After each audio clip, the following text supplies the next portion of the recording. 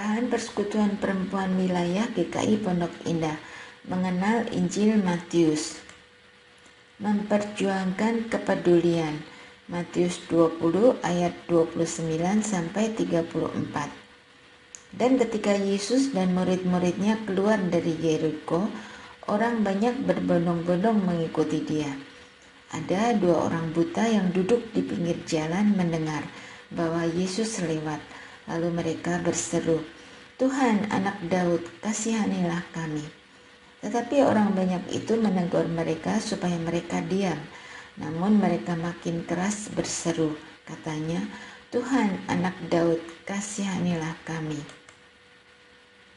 Lalu Yesus berhenti dan memanggil mereka.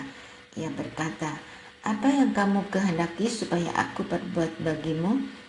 Jawab mereka, "Tuhan, supaya mata kami dapat melihat." Maka tergeraklah hati Yesus oleh belas kasihan. Lalu ia menjamah mata mereka, dan seketika itu juga mereka melihat, lalu mengikuti dia.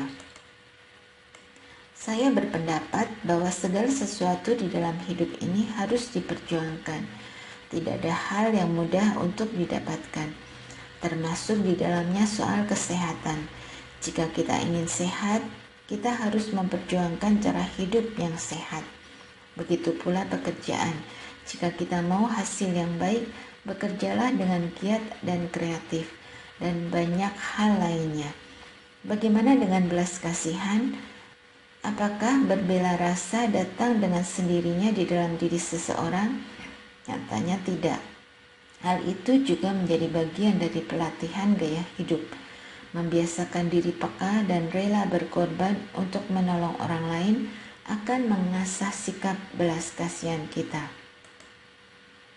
Sikap bela rasa Yesus tidak perlu kita pertanyakan lagi. Cintanya yang selalu berpihak pada manusia dan kehidupan telah dinyatakan di sepanjang pelayanannya.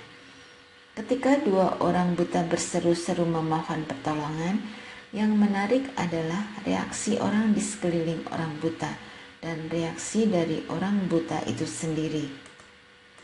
Teriakan pertama mereka tidak berhasil membuat Yesus berpaling pada mereka.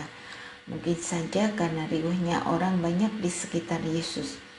Namun orang-orang lain yang mendengarnya justru menyuruh mereka diam. Mereka tahu kedua orang buta ini butuh pertolongan dari Yesus, namun mereka membiarkannya, bahkan menghalangi usaha mereka untuk mendapatkan pertolongan. Dari sini kita bisa lihat, jika kita tidak melatih bela rasa kita, penderitaan di depan mata kita tidak menggerakkan kita. Namun orang buta ini menolak untuk berhenti berjuang. Mereka menolak untuk diam dan terus berteriak memanggil Yesus. Usaha ini pun mendatangkan hasil. Yesus mendengar dan tergerak hatinya dengan belas kasihan. Lalu ia menyembuhkannya. Akibatnya, bukan saja mereka sembuh, tapi mereka mengikut Yesus.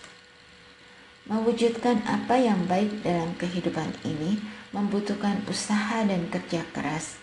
Jangan berhenti untuk terus berupaya.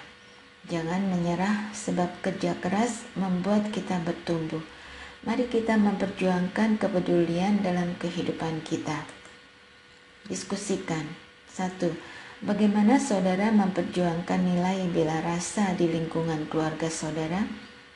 2. Apa yang saudara alami dan bagaimana karakter itu menjadi karakter keluarga saudara termasuk saudara? Doakanlah. 1.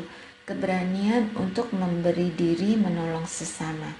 2. Hikmat untuk dapat mengelola pertolongan dengan bijak dan tepat.